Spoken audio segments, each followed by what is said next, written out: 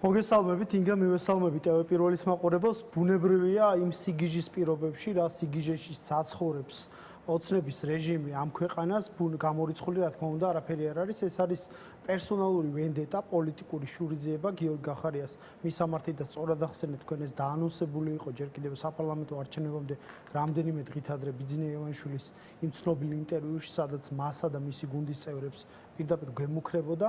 შესაბამისად, ბუნებრივია ეს ფორსირებული წარმოება ამ პროცესის სამართლებრივი თითქოს, რომელსაც რეალურად სამართლებრივ პროცესთან არანაირი კავშირი არ აქვს, შეიძლება ემსახურებოდეს სხვადასხვა მიზანს, მათ შორის პოლიტიკურ განეიტრალებას გიორგი გახარიასის, პოლიტიკურ შურიძიებას მის მიმართ და ასე შემდეგ.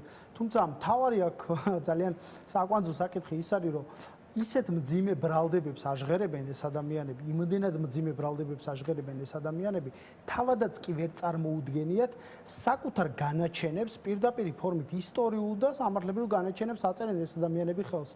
ჯერ როგორი სულელური თეორია აქვს თავიდან ბოლომდე აწყებული, თითქოს ჩვენ სუვერენიტეტი რო უყვართ ძალიან ხშირად ხსენება ამ სიტყვის. ჩვენს სუვერენულ ტერიტორიაზე, ჩვენს კონტროლირება ტერიტორიაზე მე არ გულისხმობ საოკუპაციო ხაზს მიღმა, სადაც შეიძლება რაღაცა პროვოკაციის რისკები არსებობდეს სეპარატისტების ან რუსული საოკუპაციო ძალების მხრიდან. ჩვენს კონტროლირება ტერიტორიაზე, ჩვენს სიღრმეში, შიგნით, ჩვენ ავაგეთ საგუშაგო და ამით გავაჩერეთ ბორდერიზაციის პროცესი, მცოცავი ოკუპაციის პროცესი, რომელიც არის სანიმუშო შეიძლება იყოს და ისტორიის წიგნებში შესატანიან ბოლო წლების განმავლობაში, იმიტომ რომ 2013 წლიდან ინტენსიური ბორდერიზაციის და მცოცავი ოკუპაციის პროცესი მიდიოდა განსაკუთრებით 2013 წლის შემდეგ და ამისთვის მადლობას უნდა უხდიდნენ ყოფილ თანამდებობის პირებს, მაგრამ ხედავთ რას დღეს უკვე 6 წლის მერე გაახსენდა თითქოს ეს რაღაცა დანაშაულია სიგიჟე თითქოს მარტო წავიდა გახარია მარტო მაჩენა პრემიერი აზიარ იყო სულში ეს საერთოდ ცალკე კითხვა არანაირი იმ კომისიის ხდომა გამახსენდა მაგარი სულში ყოლია მაშინო ანუ საერთოდ რაღაც აბდაუბდა მაგრამ მაგ სულ სხვა რამეა ბედია ხო ხედავთ მე დეტალებზე არც გეკითხებით ჩემთვის ახლა როგორც ერთი ჟურნალისტისთვის ეს დეტალები საერთოდ არა ამ ინტერვიუს თემა იმიტომ რომ რა უნდა წავიკითხო ეხლა იმ კახიშვილმა რა თქვა რა დაავალეს ან ალეკო ტაბატაძე მან გომელაურმა ან ვიღაც სხვამ ხო ფაქტია რომ ეს დასჭირდათ ეხლა კი ბატონო განმარტებისთვის შეგიძლიათ მოქალაქეებს მაყურებელს მე ასეთი კითხვა მე მაგს განცდა რომ არ არის გამორიცხული რომ თქვენი ლიდერი აღმოჩნდეს ციხეში ხო და რა გინდათ ამ არჩევნებზე ეხლა წეგან სალომე სამადაშვილსაც იგივეს კაცს ამზადებენ საციხო თან სამშობლოს ღალატის მუხლით. რა დროს არჩევნებია, რა დროს ადგილობრივი თვითმმართველობის არჩევნებია, ან კიდევ მეორედ იმ კომისიაზე წასვლა. მე ვფიქრობ საერთოდ კავშირი არა, პირიქით, მე ამას გავაგრძელებ, დავასრულებ ჩემს საუბარს. ამის მერე ადამიანი დანიშნეს ერთხელ პრემიუმობა გამოუცხადეს. აი აქედან რამდენიმე დღეში იყო ზუსტად ჩორჩანიდან მე მახსოვს 10 დღეში დაახლოებით 3-5 დღიანი სხვაობა იყო გადადგომის. ამის შემდეგ 2020 წელს საერთოდ პირველი ნომერი იყო გიორგი გახარია კამპანიის მთავარი სახე იყო. ეს კამპანია მიყავდა და იყო მეორედ გამოცხადებული ნდობის პრემიერ-მინისტრობის კანდიდატად და სად იყვნენ ეს ადამიანები? სუსის უფროს ეძინა, მთავრობის ადმინისტრაციის უფროს როგორც თვითონ იძახის აგვისტოში ეძინა, სუსის უფროსის მოადგილეს ეძინა. თვალი დახუჭე ეს დანაშაულზე? ესე იგი არაქართული საქმე უკეთებიათ, ხო? თვითონ ხო იძახიან რომ ქართული მიწა ქართული მიწის დაცვისთვის დღეს ბრალს დებენ გიორგი გახარიას და ტალახს ესვრიან 100-ობით ჰექტარი როგორც თვითონ უყვართ დათვა 10-ობით მილიონი კვადრატული კილომეტრი მიწა შეუნარჩუნა გიორგი გახარიამ თავის უპრეცედენტო ქმედებით იქ საგუშაგოს ჩადგმიდა. ეს ადამიანები ამაზე არ საუბრობენ. ეს ადამიანები პირდაპირ გამოცხადებული ღალატის ქრონიკაში არიან. მაშინ სხვა რამეს ამბობდნენ ბერდია და იმიტომ ძალიან გავრცელებულია უკვე ეს ვიდეო რაც ეხლა მინდა რომ ვაჩვენოთ რას ამბობდნენ მაშინ რაზეც ეხლა სამშობლოს ღალატს აბრალებენ და დღეს რა განცხადებებს აკეთებენ პროდიუსერს ხო უბრალოდ გვიჩვენოს ეს ვიდეო ეს კარგად ასახავს სად ცხოვრობთ საერთოდ უსაფრთხოების დაცვის მიზნით იქნა ქართული მხარის მიერ მიღებული გადაწყვეტილება შესაბამისი პოლიციური ბლოკპოსტის არსებობისა და ამ გადაწყვეტილებას რა თქმა უნდა ჩვენ არ შევცვლით ამავდროულად ჩვენ მუშაობთ და ვიმუშავებთ ყველა ჩვენ საერთაშორისო პარტნიორთან გამოვიყენებთ აბსოლუტურად ყველა ფორმატს და რესურსს იმისთვის რომ არ მოხდეს კონკრეტულ გარემოებასთან მიმართებაში რაიმე სახის ესკალაცია. ჩორჩენას ეპიზოდი არის ის მოცემულობა, სადაც გიორგი გახარია საკუთარ ტყუილებში გაივლანდა, შეგვიძლია პირდაპირ თქვათ, ის რასაც ის აცხადებდა საგამოძიებო კომისიას საჯაროდ ყველას გასაგონად, ფაქტიურად არის ტყუილი და ამ ტყუილზე მას იქვე მიუთითეს, თითქოს არანაირი წინსვლა საოკუპაციო ძალებს არ ქონიათ, ეს ხო გარკვეულწილად პროვოკაციულ მოცემულობაში გადადგმული ძალიან მძიმე ნაბიჯი, რომელსაც კიდევ უფრო მეტად მძიმე შედეგებიც კი შეიძლება მოეტანა ჩვენი ქვეყნისთვის, თუმცა 100 ჰექტარი ტყის გადმოწევა იმ მიზეზით, რომ იქ არ არსებობდა ადრე საგუშაგო და ეს საგუშაგო შეიქმნა და ვითომ ამ საგუშაგოს დანიშნულება იყო პირიქით ჩვენი ტერიტორიის დაცვა და აბსოლუტურად საპირისპირო შედეგი იქნა მიღებული, მონებრივია რომ პასუხისმგებლობა უნდა იყოს. აი ამ რეალობაში უნდა აიღოს პასუხისმგებლობა იმ ადამიანმა და ასე შემდეგ და მათი კავშირი ხო ერთი კაცი არისო ვინც ეხლა მაშინ. რა თქმა უნდა, ესენი პოლიტიკური თუთიყუშები არიან, ინგა ქოთანები არიან პოლიტიკური, რომელსაც საიდან მიაბამს ბიძინეევაშვილი ყურს იმას ალაპარაკებს, თორე ადამიანს იმისი განცდა არ აქვს სირცხვილი საკუთარი თავის რომ ამ თემაზე მაინც არისო სპიკერი, ხო, ყველაფერს რო თავი დავანებთ. მე გამოვა ეს ადამიანი და კიდე ნაცმოძრაობას დაიწყებს საუბარს, საერთოდ მახსენდება მამამისი ყანწებით ლოცავდა მიხეილ სააკაშვილს. ეგ ვიდეო შეგვიძლია ვაჩვენოთ არქივის ხასიათზე თამადა იყო და ესეთი ადამიანი, აი თუნდაც შარმანაშვილი რო დადის და რო სისულელეზე ლაპარაკობს, ჯერ კობახიძის სიტყვებს ვერ იხსენებს, მე deep state-მან დანიშნა თურმე გიორგი გახარია, ეს ადამიანი იყო სააკაშვილის საკონსტიტუციო კომისიის თავმჯდომარის მოადგილე, რომელიც მე სომხეთში ელჩად დანიშნა მიხეილ სააკაშვილმა და დღეს ზის სააკაშვილის თითქოს ნაცმოძრაობის დანაშაულებს იძიებენ და დღეს გახარიას ეძახიან მეორედ, როცა სააკაშვილი არ გამოუკითხავთ, რა ვიცი, ოდიოზური ფიგურები, იმ ხელისუფლების წარმომადგენლები, ადეიშვილი, მერაბიშვილი არ გამოუკითხავთ და უამრავი ესეთი ადამიანი შეიძლება ჩამოთვალოთ და გახარიას ეძახიან მეორედ. რა შეიძლება მაგრამ კომისიების სხდომები ხაზარაძე და ჯაფარიძე დაიწყეს და გახარიას მეორე დაბარებით გრძელდება და ასევე მათიც, ხო და აი ეხლა მე ეს მაინტერესებს ბერდია როდესაც ყველაფერი შეიძლება გაიგო ყველაფერი სამშობლოს ღალატში ვინმე რომ დაგადანაშაულ სხვა შორის ივერი მელაშვილი და ნატალია ილიჩოვა გარეჯი საქართველოს კამპანიას რომ შეწირეს და პატიმრობაში რომ გაუშვეს მაშინ ბევრჯერ თქვი ეთერში რომ შეიძლება გული გამხეთქოდა თქო იმიტომ რომ ბრალდებას გააჩნია ხო ანუ სამშობლოს ღალატი კაც ადანაშაულებენ სამშობლოს ღალატში და რა გინდა ჯერ ამ კომისიაზე რატომ დადიხათ რა უნდა ამ კაც და მე რა არჩევნებზე მელაპარაკებით ეხა მართლა გჯერათ გახარიას გუნდს რომ ბიძინა ივანიშვილს დაამარცხებთ ამ ადგილობრივი არჩევნებით ან თქვენ და ან სხვა რომელიმე ოპოზიციური პარტია ბრალდება შეიძლება მძიმე იყოს მაგრამ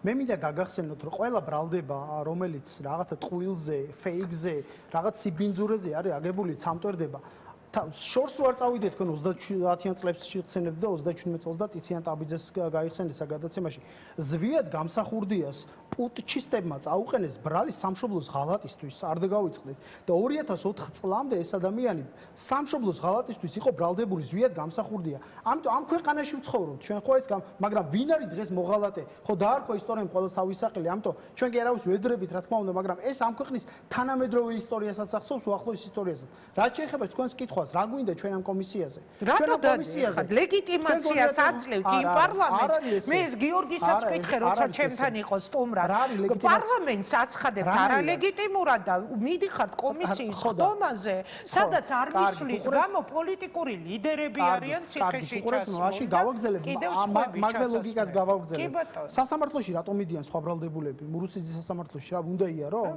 რავი სამცირებულია ამერიკის შეერთებული შტატების მხრიდან ბრიტანეთის მხრიდან და რა ვიცი ერთ ადამიანზე აგებული მთელი სისტემა სასამართლო ხელისუფლება არანაირი ლეგიტიმაციის მიცემა პარლამენტისთვის რო გვინდოდეს საერთოდ იმ კომისიაში ისხდებოდნენ ხო ჩვენი წარმომადგენლები და ძალიან ეფექტურად გამოიყენებდნენ ამ პოლიტიკურ ტრიბუნასაც მაგრამ ეს ხო არ არის ჩვენი მიზანი არის ამ კომისიის საშუალებით მოქალაქეებს დავანახოთ ხო იძახდნენ ამ კომისიის წინ პირველ სხდომამდე სანამ გიორგი გახარია მივიდოდა რომ აი გიორგი გახარიასთან ისეთი სერიოზული შეკითხვები გვაქვს აბა გაბედოს ერთი მოსვლა მივიდა რა ქნეს აი რა შეკითხვები დაუსვეს ყველაფერი მეორე დიბარებენ და მაგ მისვლის მერე საქმე აღუძვეს და შეიძლება ციხეში მეორე. იმიტომ პირველჯერ რაღაცა დაუკმაყოფილების განცდა გაუჩნდათ, იმიტომ რომ წააგეს, იმიტომ რომ საკუთარმა მოქალაქეებმა ამორჩევლებმა დაინახეს იმ ოცნების, რომ ამ კაცთან არ ყოფილან ისინი მართლები და ამიტომ რაღაცა რევანში წყურვილი აქვს. ამიტომ გიორგი გაყარია როდის დამალვია, რომელ კომისიას დამალვია. ბერდია, გიორგი, აი წეღან სალომესთანაც იგივე კითხვა დავსვი. რომ დაიჭირო, ანუ ყველას ბოლო დღის ამბებს ყვები მარტო სამშობლოს წინააღმდეგ უცხო ქვეყნის სასარგებლოდ იქ რაღაც ფინანსების მობილიზაციის გიჟეებში აღარ შევა.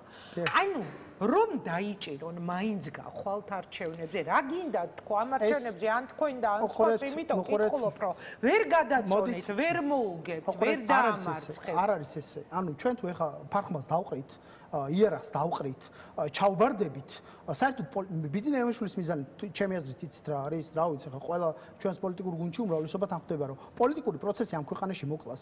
პარტიები უბრალოდ გააქროს. თუ თქვენ გონიათ, ხა ბიზნეს ევეშულის მიზანია რაღაცა პატარა ლეგიტიმაციაზე იმუშაოს, არ არის ეს მიზანი. და ამაში ხელი არ უნდა შევუწყოთ ჩვენ. მე ვერ ხვდები სიმართლე რომ გითხრათ, რა კავშირშია და კორელაციაშია, როგორც ვერ ხვდებოდი საპარლამენტო არჩევნების ლეგიტიმაციის საკითხი თვითმმართველობის არჩევნებთან. არა, იმიტომ რომ მათდანიშნულ არჩევნებზე გადიხართ თქვენს იგივე სუსით, იგივე ცესკოთი, იგივე კონტროლით არჩევნების და ყველა მაიმონობით რითიც შედეგი დაიწერეს და რაღაც რეალურად. მესმის ხა მოხალისე იმაში არავინ არ არის დამარცხებულ ომში შევიდეს, მაგრამ ბრძოლაზე უარი ყოველთვის არის ჩაბარება მტრისთვის და მე ამას არ ვაპირებ. ეს არის ბრძოლის ერთ-ერთი ინსტრუმენტი, რომელიც არც ივანიშვილის მოწყალება, არც ყობახიძის და არც იმის პრეზიდენტად გამოცხადებული ადამიანის გვარი არ მახსოვს. ეს არის კონსტიტუციის ყაველაშვილი კონსტიტუციის განსაზღვრული პროცესი, როდესაც 4 წელში ერთხელ ადგილობრივი მნიშვნელობის საკითხების გადასაწყვეტად ჩვენ ვირჩევთ ჩვენს ადგილობრივ წარმომადგენლებს, მერებს, საკრებულოებს და ასე შემდეგ. მე შორს ვარ იმ აზრისგან, რა თქმა უნდა, რომ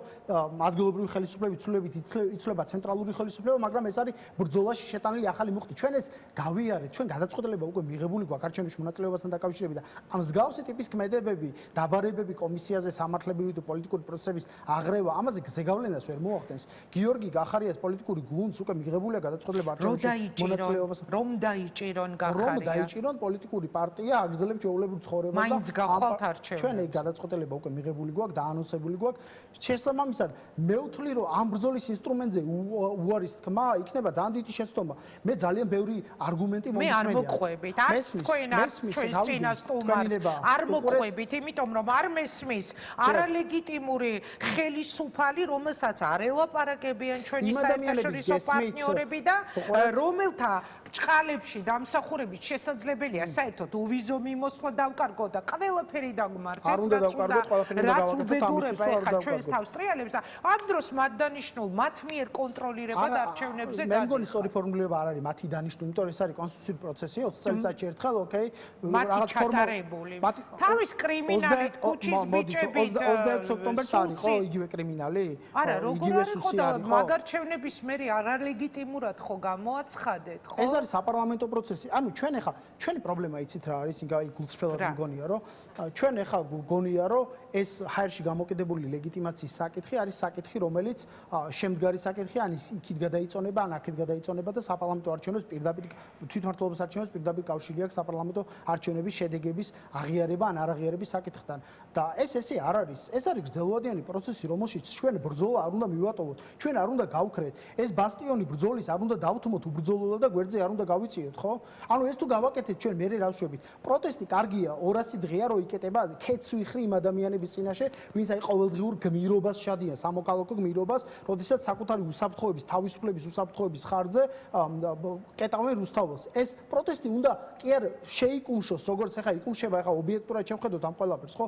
ეს პროტესტი უნდა გაიზარდოს, ახალი ბრძოლის არეალები უნდა მიეცეს ამ პროტესტს და რატო უშლის თვითმმართველობის არჩევნებში მონაწილეობა და ყველაზე საკვანძო მთავარი საკითხი, რომელიც მე მაწუხებს. კარგი თქვათ, მოყვებით იმ ლოგიკაში ადამიანებო, რომლებიც იძახით, რომ აი ეს არჩევნებში მონაწილეობა არ არის სწორი ქმედება. მე ვარ ეგეთი ადამიანი, აი აგიზია. არიან ადამიანები, რომლებიც მაგალითად მეორე მხარეს მოღალატეებს იძახიან ამის გამო. ხო გინახავთ ეს აქტივისტების ნაწილი და ნაცების ბაბლი, რომლებიც ოცნება რო გეძახით მოღალატეებს, ისეთი უნდა რაღა ეგ აქტივისტები გაიგო. ხო და რითი რაღაცა სხვაობა ხო უნდა არსებობდეს მათ შორის. განსხვავებული აზრის გამო შეიძლება რუსი დამიძახო მე, იმიტომ რომ არჩევნებში მონაწილეობა შეიძლება სწორად მიმაჩნდეს პოლიტიკურად. ხო არ შეიძლება. ოცნებას ფორმულა დაიმდგომს ეს ადამიანები. მონაწილეების პოზიცია, ასეთი რომ ამ არჩევნებზე ოპოზიციის გასვლა არ უნდა მომხდარიყო, მაგრამ როგორც ჩანს არ არის ამაზე ჩამოყალიბებული ერთიანი აზრი.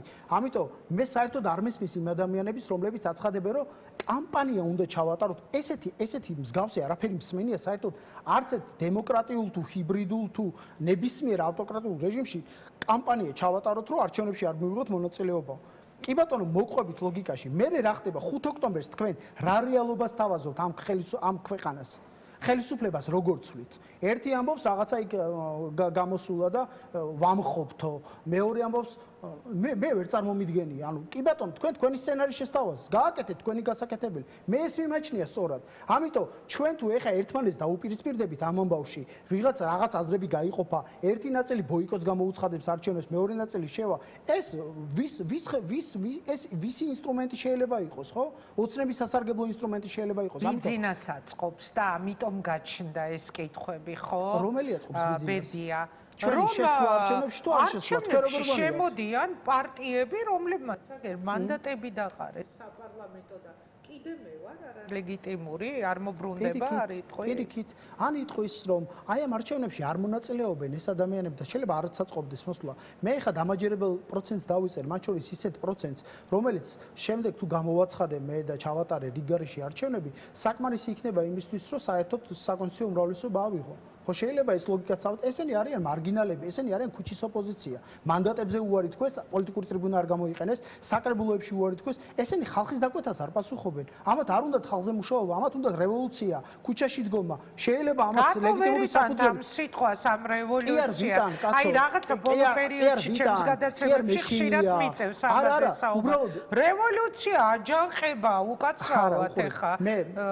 ადამიანის უფლება, ხალხის უფლება, მაგრამ შვიდობიან პროტესტს მე პატივცემ, შვიდობიან პროტესტში მოვდივარ, შვიდობიან, რა ვიცი, ხელისუფლების ცვლილებაში თუნდაც ნებისმიერი სახით, მაგრამ რევოლუცია ყოველთვის შობს ისეთ პროცესებს, რომელიც მე ძალიან გრძელვადიან პროცესში აზიანებს. რევოლუცია მე თავის შვილებს ჭამს, როგორც ცნობილია იმ ცნობილ გოიას ნახატში. შვილი იყო და აგერ ჭამენ ახლა. არა უშავს, გიორგი გახარი არ არის ესეთი მარტივი ლუკმა. ესეთი მარტივი ლუკმა არ არის, არავისთვის გადასაყლაპად. და რევოლუცია თავის შვილებს რო ჭამს, მაგაზე წეღავს სწორედ გიორგი გახარია, კი, მაგრამ ანუ საშიშია სიტყვა არ არის თქო ამაზე ვსაუბრო. არა, ვისაც არის საშიშება ეს სიტყვა, თავის გეგმას მიყვეს კაცო, ვინმეს უშლით ჩვენ? ვიღაცა იძახდა რევოლუცია დამხობა.